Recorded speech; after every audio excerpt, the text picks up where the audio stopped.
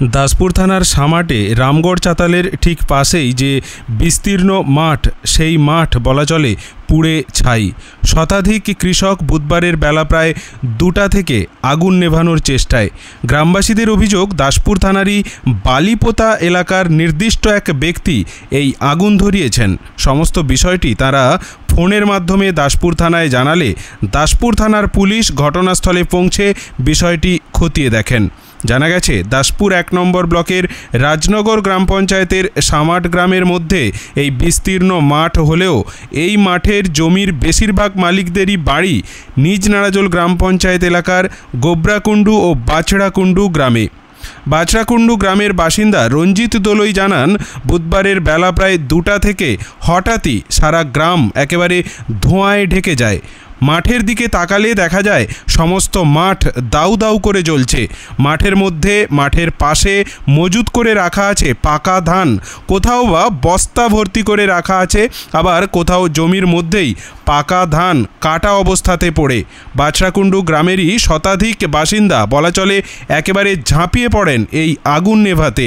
গ্রামের আবাল বৃদ্ধ বনিতা, শিশু কিশোর থেকে বৃদ্ধ বৃদ্ধা, গৃহবধূ যেমন পেরেছেন হাতের সামনে যা পেয়েছেন, বালতি হাঁড়ি কলসি, তাতেই জল ভরে ছুটে গিয়ে আগুনের মধ্যে ছুঁড়ে দিচ্ছেন।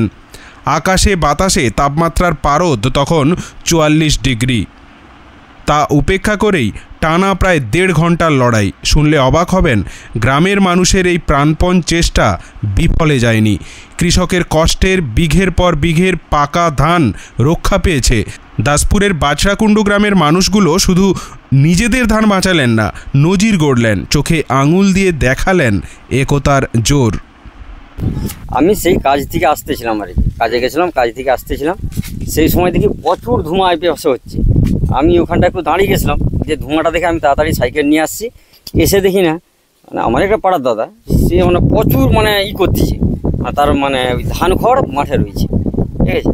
তখন কেউ নেই, এই বাঁধে তখন কেউ নেই।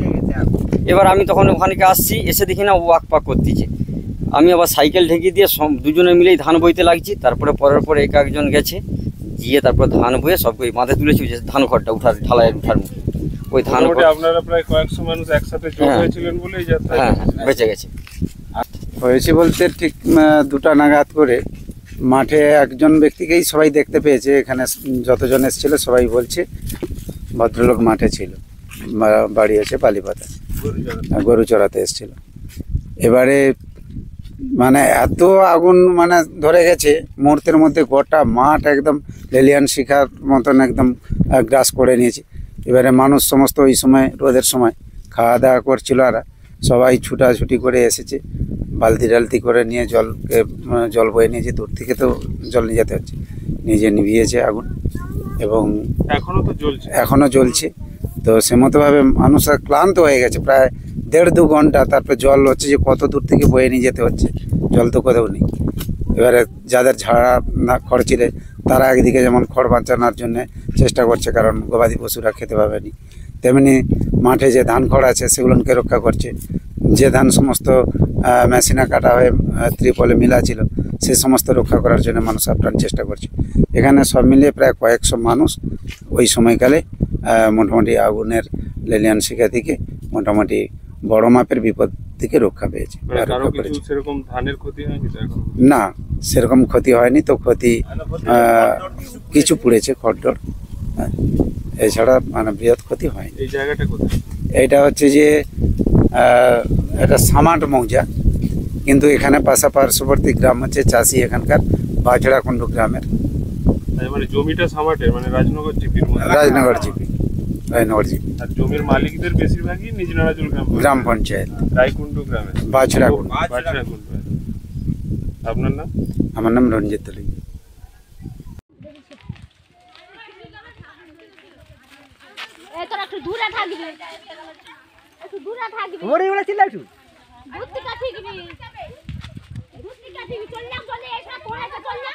জল ফলের কাছে হাতে করে ফেলবি, জল হাতে করে ঢালানি যেমন হাতে করে ফেলবি,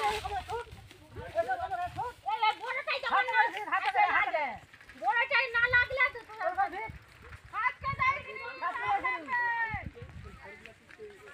হাতে করে চিত্তা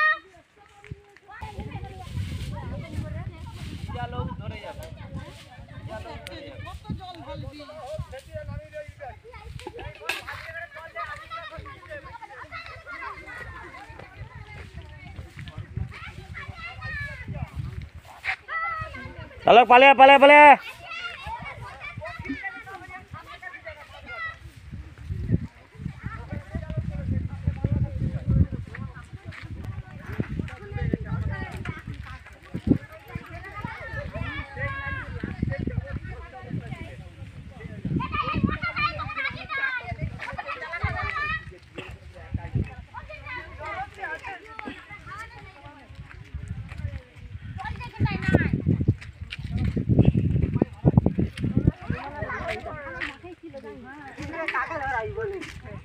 দেখা তো যাবে ধরা ছাড়া বড় মাছ কি হয়েছে?